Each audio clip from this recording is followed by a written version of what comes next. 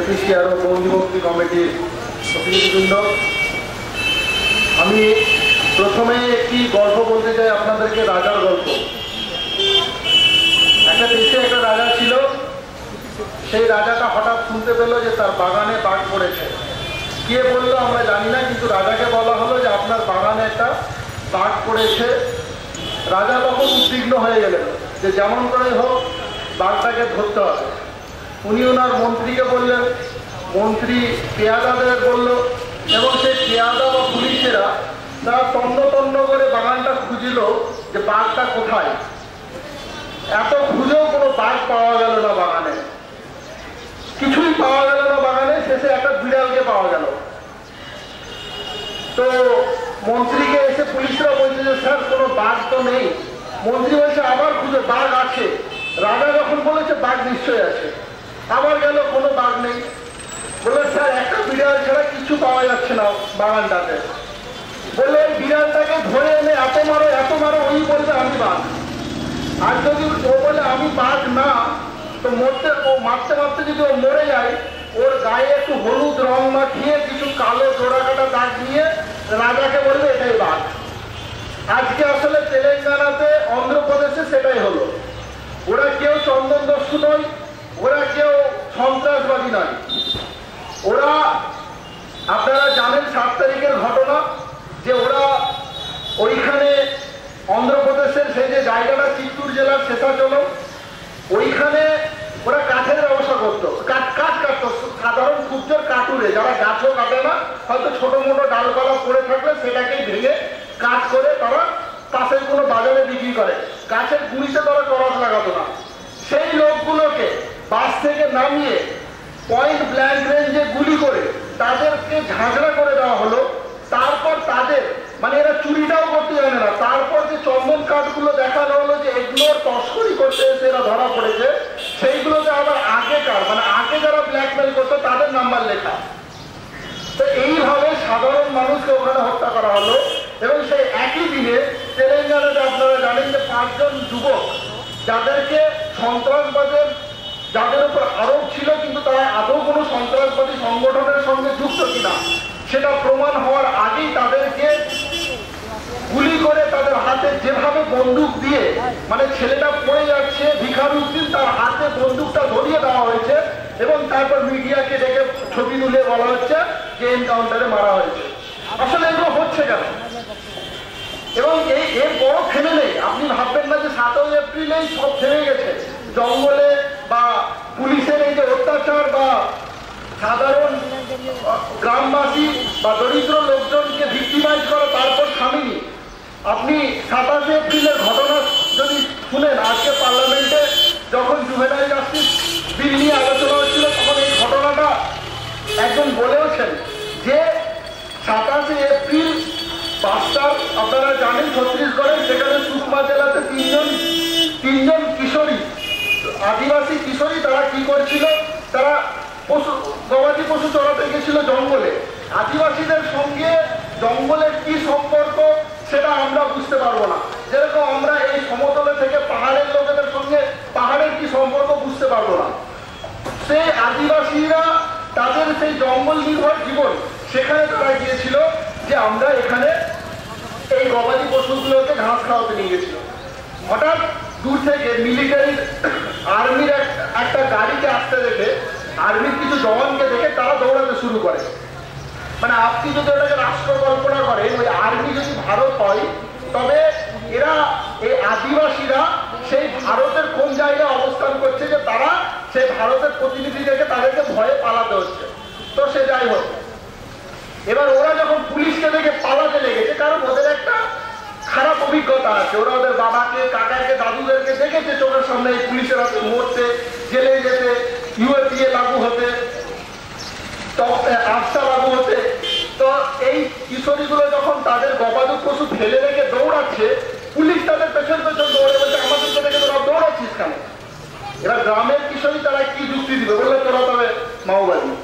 তাদেরকে নিয়ে গিয়ে সারা রাত অকথ্য তাদের উপর অত্যাচার হয়, তাদেরকে খুব খারাপভাবে জিজ্ঞাসাবাদ করা হয়। 27 এপ্রিল থেকে আজ 7 মে পর্যন্ত সেই 3 জন কিশোরী আপনার বাস্টারের সেই জেলখানাতে আবদ্ধ, আর পার্লামেন্টে জুভেনাইল জাস্টিস নিয়ে আলোচনা হচ্ছে। তো এই হচ্ছে আমাদের ভারতবর্ষের পার্লামেন্টের চরিত্র, যে আমরা একদিকে রক্ষক থেকে ভক্ষক করছি, আবার একদিকে আমরা আইনও প্রণয়ন করছি। আসলে এইগুলো হচ্ছে কেন, যে প্রশ্নটা, এইগুলো হচ্ছে দুটো কারণ আছে। টেরোরিজমের যে কেসটা তেলেঙ্গানাতে হলো, সেটার গল্প আলাদা, সেটার সঙ্গে একটা গ্লোবাল পার্সপেক্টিভ আছে, একটা গ্লোবাল পলিটিক্সের লিঙ্ক আছে। সেটা হচ্ছে আপনার ওয়ার অন টেররের যে পলিটিক্স, তার সঙ্গে একটা লিঙ্ক তৈরি করার চেষ্টা হচ্ছে। যেটা চিত্তুরে হলো, সেটার সঙ্গে পুরো একটা ক্রনিক ক্যাপিটালিজম যেটাকে বলা হয়, বা আমি বলি আগাছা পুঁজিবাদ, মানে যে পুঁজিবাদ সরকারের ঘাড়ে ভর দিয়ে চলে, আদানি, মোদি, রিলায়েন্স, মনমোহন, সুদীপ্ত, মমতা, এই পুঁজিবাদগুলো, এই পুঁজিবাদের খাওয়াতে আজকে ওদেরকে বলি হতে হচ্ছে। এই যে জঙ্গলগুলো, এই যে বড় বড় বিস্তীর্ণ আপনার ভূখণ্ডগুলো, এইগুলোতে প্রচুর সম্পদ আছে, এইগুলোতে প্রচুর মিনারেল আছে, খনিজ সম্পদ আছে। মধ্যপ্রাচ্যে আমেরিকা যেটা তেলের নামে করছে, ভারত সেটা নিজের দেশের ভেতরে, আমেরিকা তবুও ভালো অপেক্ষাকৃত যে সে তার নিজের দেশের ভিতর কোনো সন্ত্রাসের পরিমণ্ডল তৈরি করে না, সে বাইরে গিয়ে করছে। ভারত যেটা করছে, আমেরিকা যেটা মধ্যপ্রাচ্যে তেলের নামে করছে, ভারত সেটা নিজের বাড়ির ভেতরে খনিজের নামে করছে। ফলে এই বক্সাইট গুলো, এই ম্যাঙ্গানিজ গুলো, এগুলোতে যখন তারা এগুলোকে কুক্ষিগত করছে, আসলে তো সরকার করছে না। সরকার করলে তো খুবই ভালো হতো। আপনারা জানেন, খনিজ সম্পদের ওপর কোনো ব্যক্তির মালিকানা হয় না, সেটা সমগ্র দেশবাসী। সরকার সেখানে একটা নিয়ামক সংস্থার ভূমিকা পালন করে, যে সব থেকে ভালো রেট পাবে তাকে দেবে, টেন্ডার করবে, সেই ম্যাঙ্গানিজ গুলো উত্তোলন করবে, ট্যাক্স দেবে, একটা পরিচ্ছন্ন পদ্ধতিতে মেকানিজমের মাধ্যমে এই প্রসেস গুলো হয়। সরকার এই সকল যে বিধিবদ্ধ নিয়মগুলো আছে, সেইগুলো সব কিছুকে যখন বাইপাস করে, যখন পক্সকোতে বা ধরুন এই বেদান্তকে ওড়িশাতে নিয়ে যাচ্ছে, চিত্তুরে নিয়ে যাচ্ছে, তখনই সমস্যাটা হচ্ছে। এই জঙ্গলের লোকগুলো দেখছে যে এই লোকগুলো আসার পর আমাদের চোখের সামনে এত জঙ্গলের লোক বলে, তারা তো আর কোনো বন মানুষ না, তারা তো চিড়িয়াখানারে না, তারা শিক্ষা দীক্ষা আছে, তারা আমাদের থেকে, তাদের চেতনা তো অন্তত চুরি রক্ষার ক্ষেত্রে আমাদের থেকে তাদের চেতনা অনেক ঊর্ধ্বে।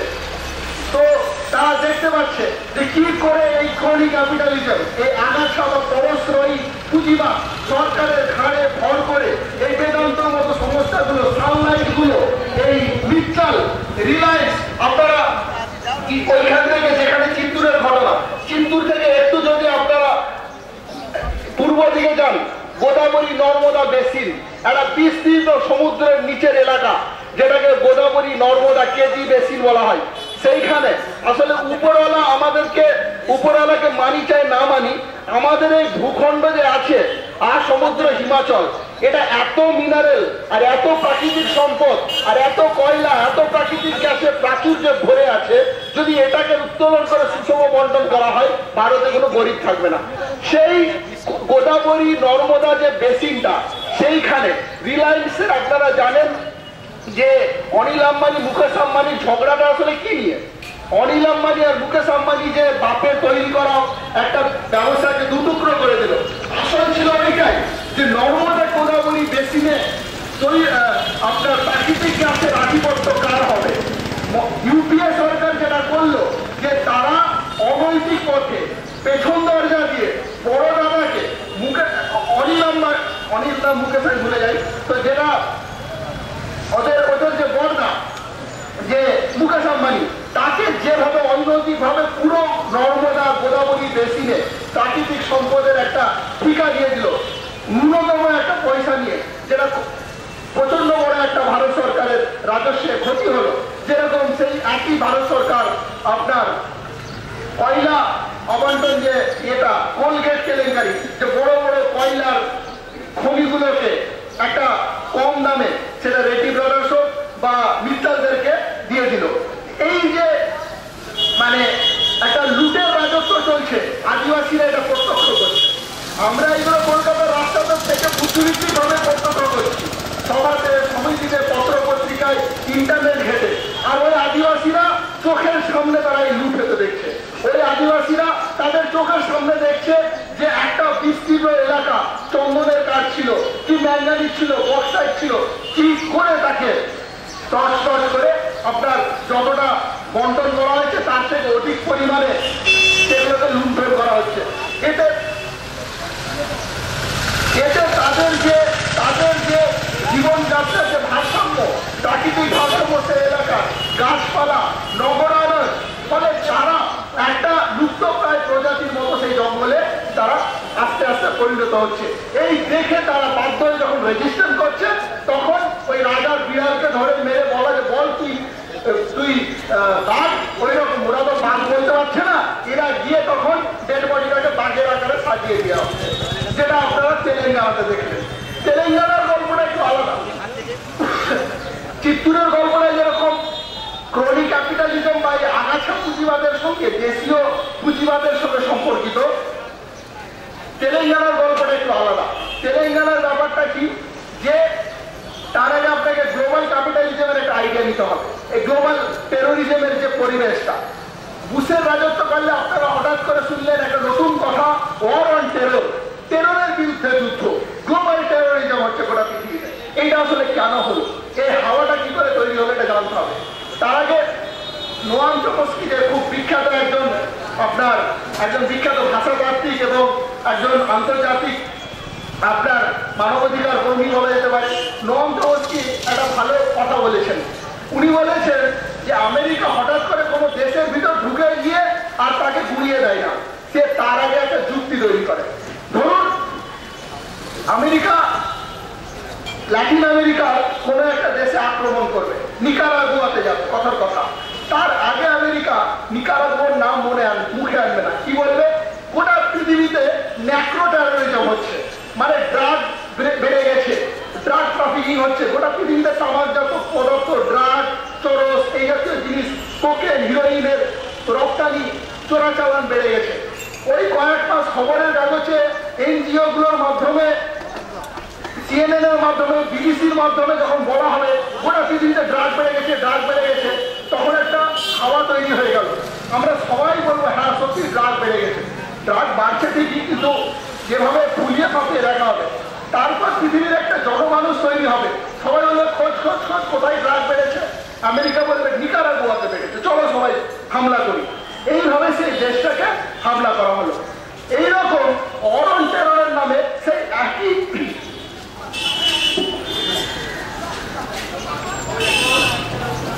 একই যুক্তি গোটা পৃথিবীতে বলা হলো যে জৈব বিধ্বংসী মারণাস্ত্র আস্তে আস্তে চোরাচালান হচ্ছে, পৃথিবী আস্তে আস্তে সংকটের দিকে যাচ্ছে। কেন, যে পৃথিবীতে উইপেন অফ মাস ডিস্ট্রাকশন তৈরি হয়ে গেছে, যে কোনো সময় এক একটা বড় বড় দেশকে ঘুরিয়ে দেওয়া যেতে পারে।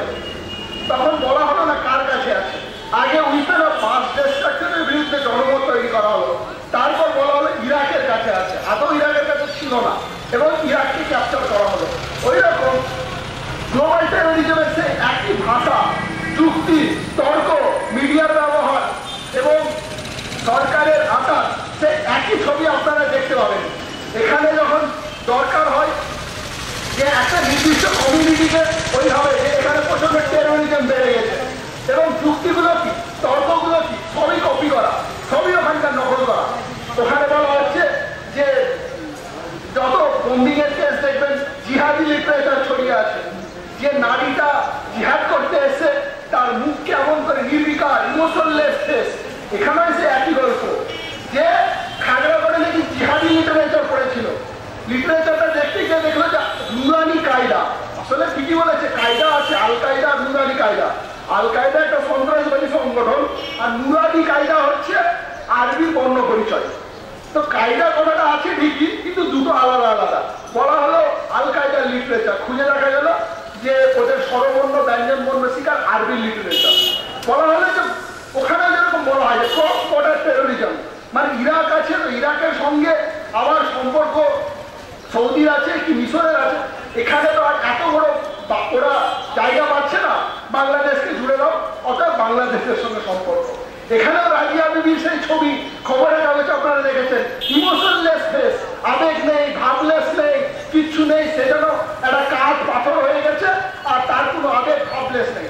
ওই যে আইসিসের সেই আমেরিকা থেকে আসা মহিলাটার ছবি আর এখানকার রাজিয়া বিবি, মানে চুরিটাও করা হচ্ছে খুব সুন্দর একটা নকল করে।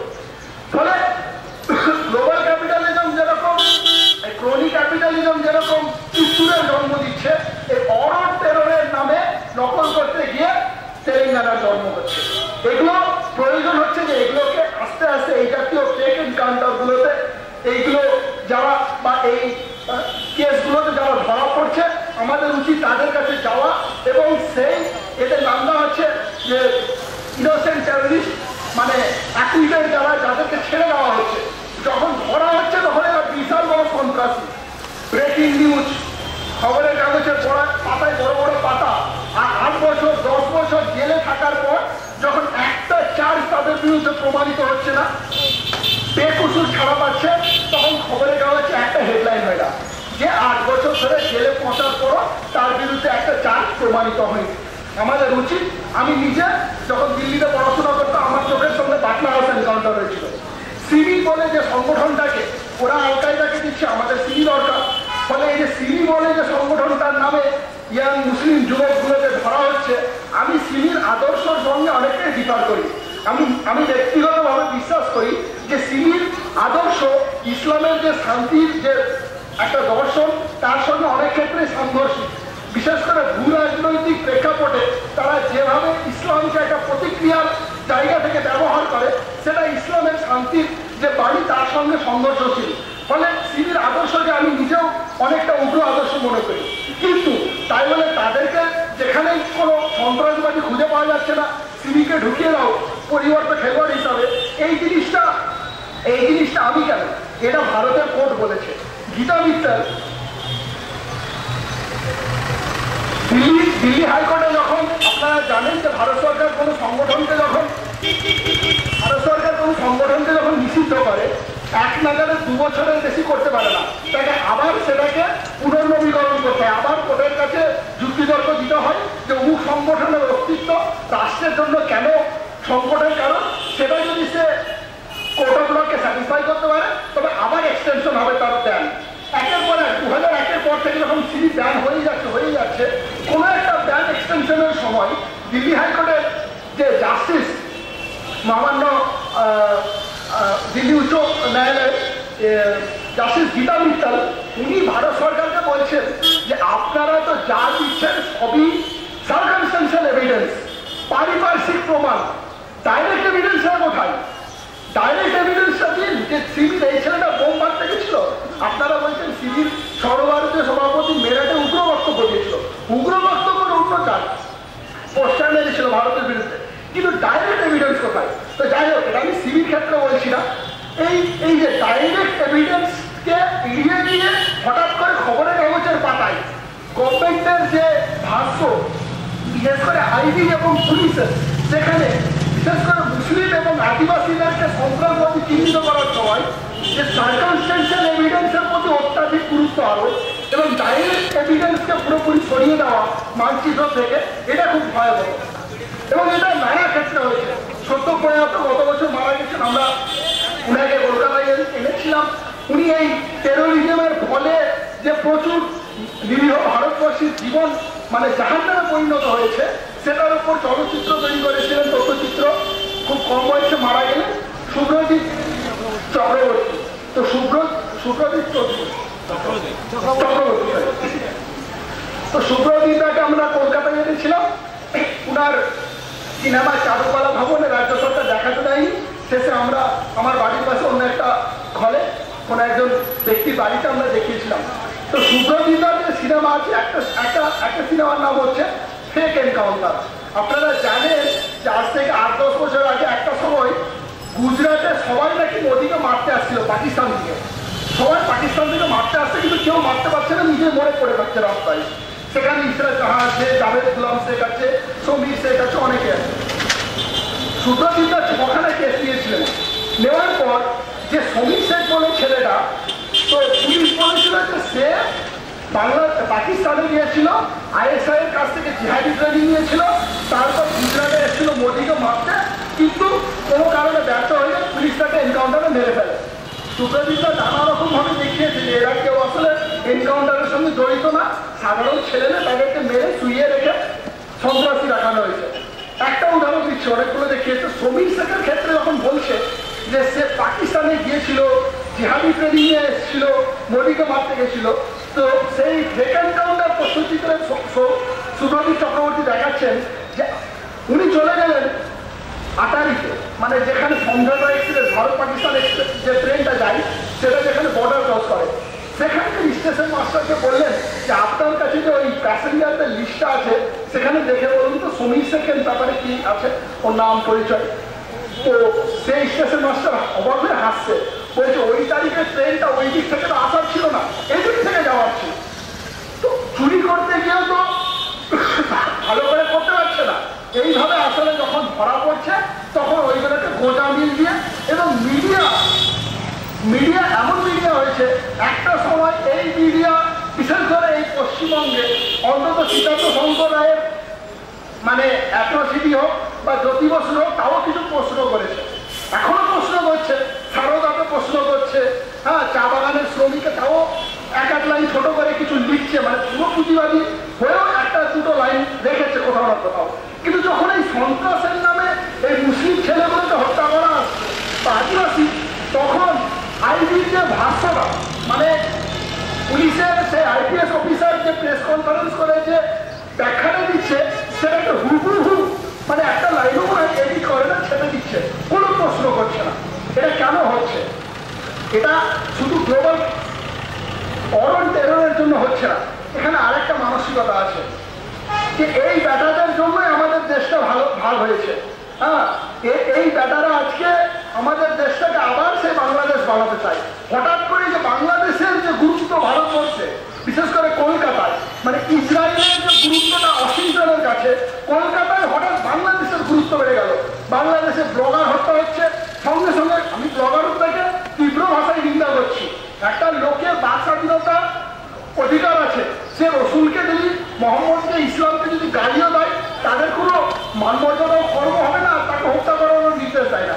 কিন্তু নিজের দেশে একই দিনে 25খানা লোককে হত্যা করা হচ্ছে, হরফি হচ্ছে, চার্জ ঘুরিয়ে দেওয়া হচ্ছে, আপনার নানকে রেপ করা হচ্ছে, এইগুলোতে যারা কোনোদিন রাস্তায় নামে না, তারা হঠাৎ করে বাংলা একাডেমি ভাড়া নিয়ে বলছে বাংলাদেশটা তালিবান হয়ে গেল। বাংলাদেশের চ্যানেল তোমার এখানে দেখানো হচ্ছে না, তার বিরুদ্ধে তুমি মুখ খুলছো না, আর ওইখানে যেন মুক্ত চিন্তা বলা হয় তার জন্য তোমার কুম্ভীরাস্ত্র ধরে যাচ্ছে। এটা মুক্ত চিন্তা নয়, এটা সাম্প্রদায়িক চিন্তা। এই চিন্তাটাকে রোধ করতে হবে। এই চিন্তার পিছনে রামমোহন বিবেকানন্দ বা রবীন্দ্রনাথের আদর্শ নয়, এর পিছনে গোপাল পাঠক, তপন ঘোষ, হিন্দু সংগতির আদর্শ। এইটাকে যদি আমরা না ঠেকাতে পারি, এই গ্লোবাল টেরোরিজমের বুশ আর হিন্দু সংগতির তপন ঘোষ, এই দুটো টেরর আর সাম্প্রদায়িকতার চক্রান্তকে যদি আমরা ঠেকাতে না পারি, বাংলা আগামী দিনে যদি বিজেপি জিতে যায়, আমাদের অবাক হওয়ার কিছু নেই। জিতবে না, আমরা আশাবাদী। বাংলার জমি, বাংলার জঙ্গল যেরকম ওই পরাশ্রয়ী ক্রনি ক্যাপিটালিজম বা আগাছা পুঁজিবাদ যেরকম দখল করতে পারবে না, রাউন্ডর আদিবাসীদের থাকবে, তেমনি ডাল চালের মতো বাংলায় 700 বছর ধরে যেরকম হিন্দু মুসলিম সাম্প্রদায়িক সম্প্রীতি আছে, তারা আবার সেইভাবে থাকবে। এই রাহুল ঘোষেরা বরঞ্চ সন্ন্যাসী বঙ্গোপসাগরের কিনা একটা জগৎ আশ্রম করবে। ধন্যবাদ।